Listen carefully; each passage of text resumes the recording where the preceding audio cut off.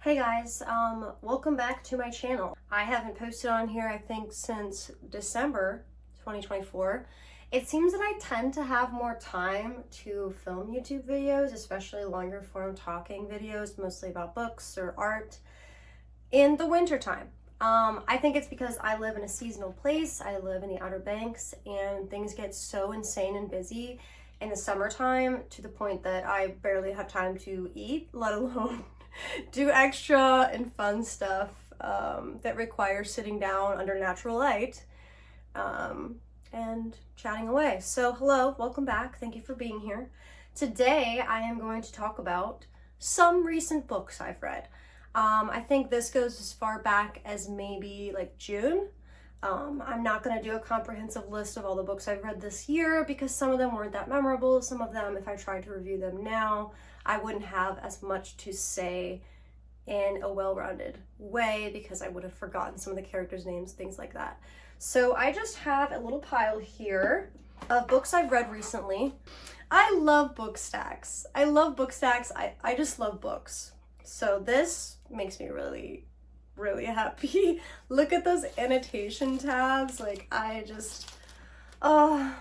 love books. Anyway, we're gonna go through these and in descending order of the most recently that I've read back to maybe like June or July. And so I will slowly but surely know less and less about the books, but it'll be fun. So I'm just gonna go ahead and start with some most recent reads. I don't have all of them physically. I know some of them will be digital, and I'll just put the little book cover here for you. So most recent finish, Financial Feminist by Tori Dunlap. I found her online, I think on Instagram or something, which usually I am not one to purchase an influencer's book, but she does actually run a company and she has given me really incredible financial advice over her podcast, which is by the same name, Financial Feminist, and I found this really helpful. I mean, it's pretty rudimentary, but it's great when you're,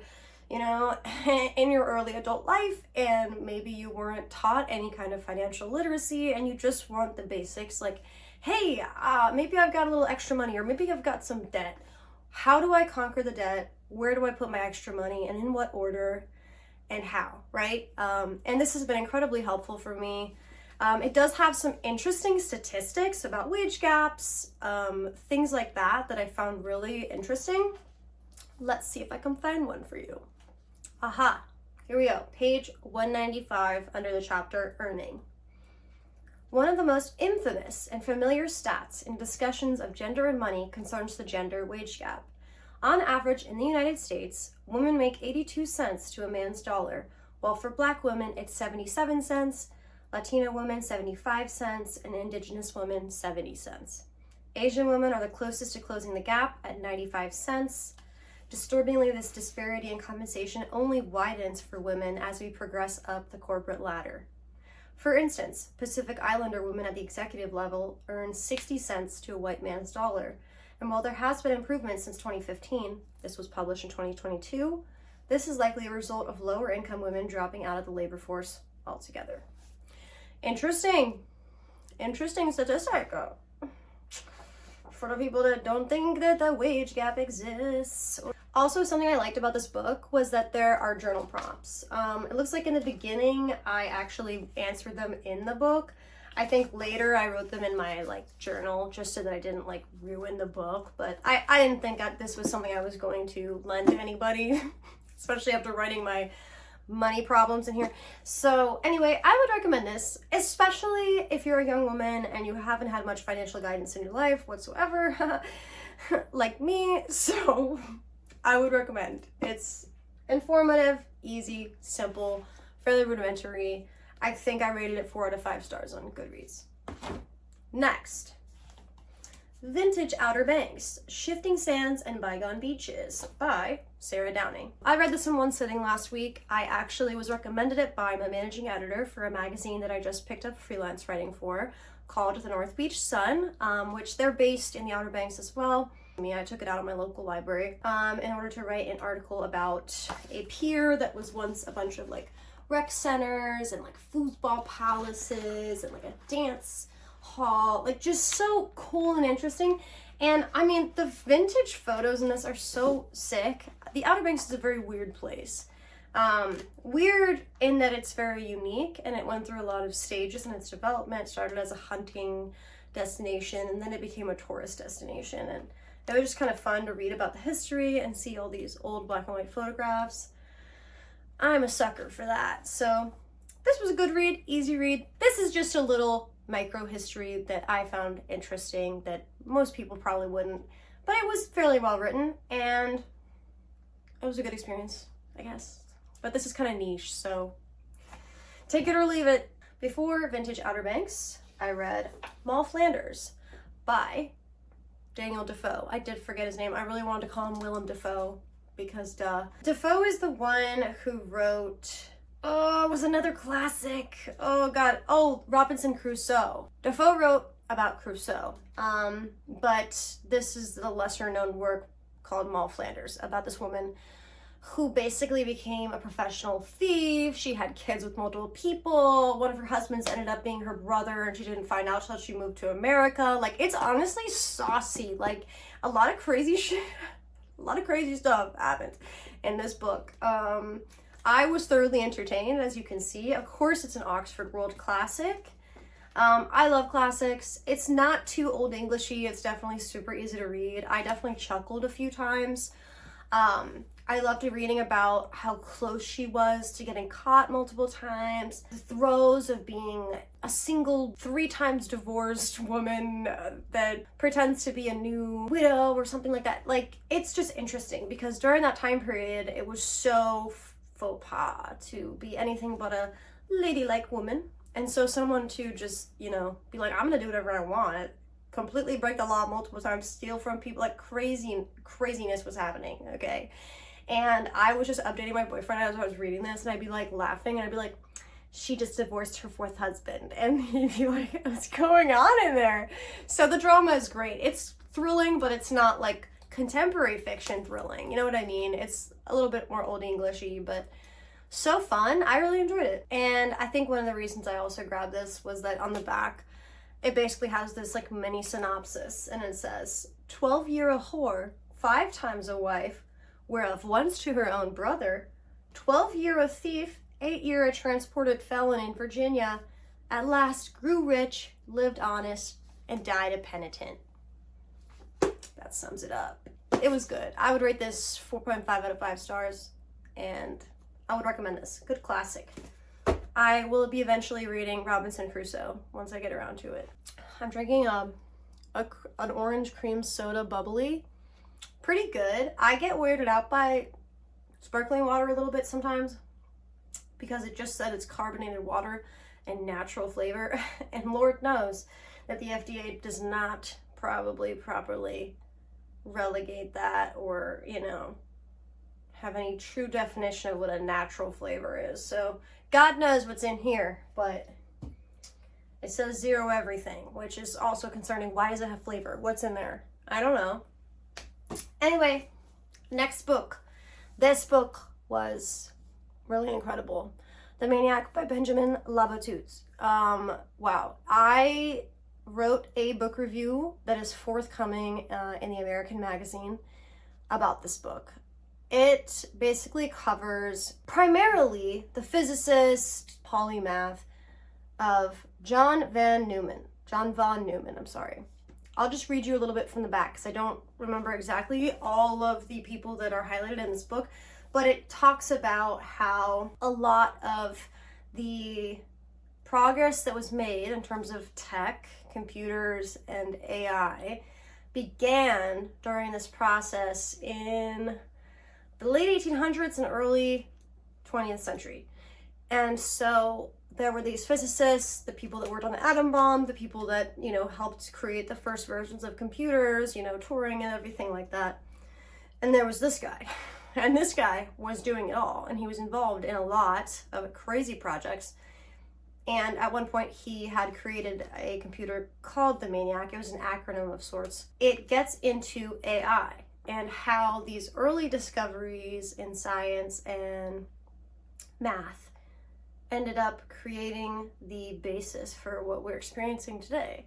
So, a little quote here. From one of contemporary literature's most exciting new voices, a haunting story centered on the Hungarian polymath John von Neumann, tracing the impact of his singular legacy on the dreams and nightmares of the 20th century and the nascent age of AI. I mean, Benjamin Labatut also wrote When We Cease to Understand the World, which was a bestseller, of course. I mean, you've probably heard of it if you're in book circles. I haven't read When We Cease to Understand the World. It's on my reading list. But I came across this at my local bookstore and I said, that looks like something I want to read. And I wanted to pick something more contemporary for my book review column because I felt like I was reviewing a lot of stuff from like centuries ago. But this was published much more recently, I think. Stand by. Actually, 2023, so it's only 2 years old. But basically, yeah, it highlights von Neumann as the center of a literary triptych that begins with Paul Ehrenfest, an Austrian physicist and friend of Einstein, who fell into despair when he saw science and technology became tyrannical forces. It ends 100 years later in the showdown between the South Korean Go master Lee Sedol and the AI program AlphaGo, an encounter embodying the central question of von Neumann's most ambitious unfinished project, the creation of a self-reproducing machine, an intelligence able to evolve beyond human understanding or control. Isn't it wonderful? Terrifying. It's terrifying. We're living through crazy times, and this basically talked about how that came to fruition and particularly highlights John von Neumann's role in the development of this technology. Anyway, I would highly recommend that book. I would give it a 5 out of 5. The writing is incredible. The next book I read before the Maniac was A Book of Days by Patti Smith. Patti Smith, I love Patti Smith. I love her. I'm dancing barefoot and for a spin. Some strange music drags me in. I love Patti Smith. I love Patti Smith. She was a 70s icon. I watched some kind of documentary series about her and Robert Mapplethorpe. I also read her book Just Kids, and that was fucking incredible. I found this at a Goodwill, and you see what that says right there? Signed edition. And what do you know? At a Goodwill, in perfect condition, a signed copy of Patti Smith's Book of Days. You can see the indentation of the ballpoint pen she used. Incredible. I found it at the fucking Goodwill. I got to the counter, I said, do you know what this is? I was like, it's signed. This is a Patti Smith book and it's signed. And the girl was like, I don't know who that is. And I was like, you should know who that is. I think I looked up how much a signed copy is worth right now. It's like $80 or something. What a gem to find at Goodwill. But basically it's a collection of a lot of her photography and pictures and portraits of her with various like artists, writers, musicians, like just everybody cool and interesting that she's encountered. And I loved this. And she's an avid writer, journaler, musician. She is just an artful person. And I really admire her. It was a beautiful book. I really enjoyed it. I flipped through it in one sitting. It maybe took me like an hour. I just was sipping tea and just flipping through this on a rainy day. And I really loved it. So if you love like little photography with captions and you love Patti Smith, I'd highly recommend. Buying a signed copy is crazy, but go off, you know. Before A Book of Days, I read Moby Dick. What a feat this was. Oh my God, what a honker. I mean, duh, everybody knows Moby Dick is long. Moby Dick, the book, is long.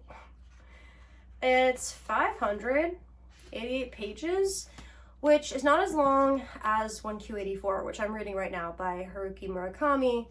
I like Murakami's work most of the time, except he does unfortunately fall into the she-breasted boobily kind of writing style when it comes to writing women. And I'm always like, Murakami, like, reel it in, okay? But back to the focus. I mean, that book's like 1,000 pages.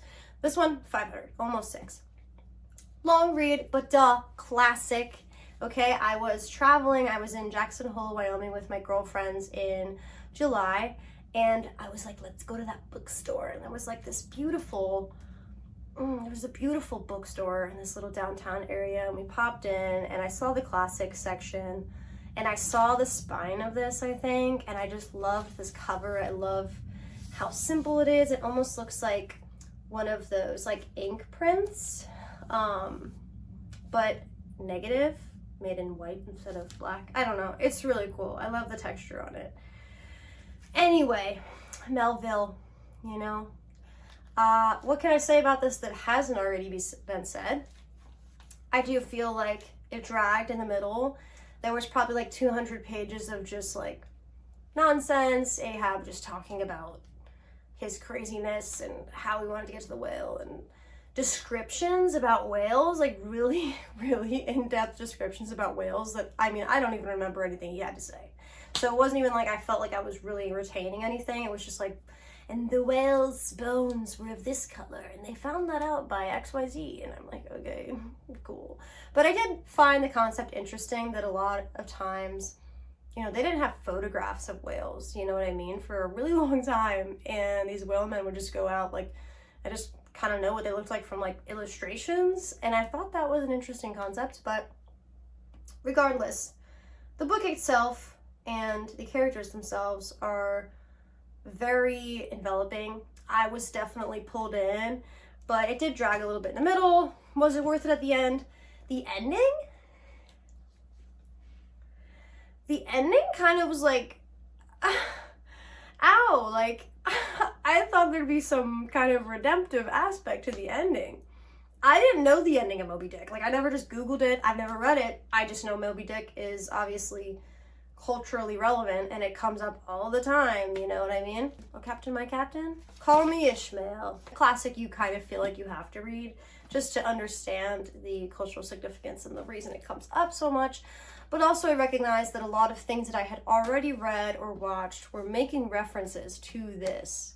And this came first. So it's cool. I love that about classics, is that these older historical works had such significance in the literary world that a lot of times references are made to them centuries beyond when they were published. So that's really cool. I'm gonna stop there, I think. Before that, you know, I read a few others, but we're not gonna go through all of these. I don't remember a lot about them. The one right before that was The Class Matrix, Social Theory and the Cultural Turn by Vivek Chibber. I am writing a blog post about that, just kind of dissecting the concepts in that book. I do like to read about socioeconomic theory so I can better understand the world and the state of affairs that we are living through in this country. So when I post that blog, I'll try to link it here. I might forget, but there will be a link to my actual blog underneath this, and you could find it there. I write a lot of book reviews on my blog. I link all of my magazine articles on my blog, and I write about life and things that worry me, feminist theory, social economic theory. I write about whatever I feel like writing about. So, but yeah, those are some recent books I've read. Thumbnail City. Okay. Fuck. I haven't been recording much of my art process, but I will show you this. This is my most recent painting. I need to go, but you can see that it's still drying. But I need to go back in and darken these darks in these two areas. But yeah, fun painting. It was my first oil painting. I've been doing acrylics for years. It was based off of a photo of Meryl Streep. And I'm really proud of it. It turned out really beautiful.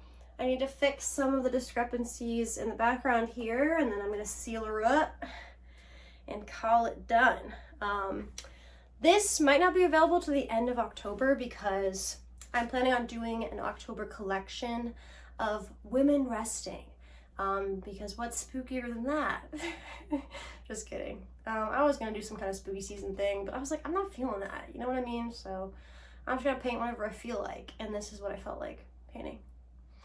So yeah, if you want to follow along the process of me listing this, you could either follow me on Instagram at one.groovy.gal, or you can just subscribe to my email newsletter, onegroovygal.com/subscribe. That's all going to be linked down below.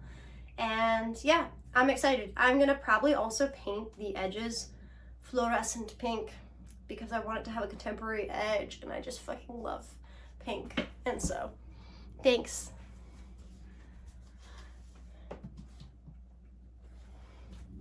That's gonna take forever to dry. When am I gonna edit this? I don't know, man. I just wanted to record this because I've been putting it on my to-do list for a while. Once it's recorded, I'm like, sick. Now I can like relax. Also, if any of the books I mentioned struck your fancy or you have any questions about them, hit me up in the comment section below. Or if you my brain moves faster than my mouth. If you have any recommendations based on the books I tend to read, please make them. I love adding want to reads to my TBR. So if you like a similar style book to me, which is primarily classics, literary fiction, nonfiction, historical fiction, and a little bit of contemporary fiction, feel free to give me your recommendations below because I love talking about books. So thank you for watching.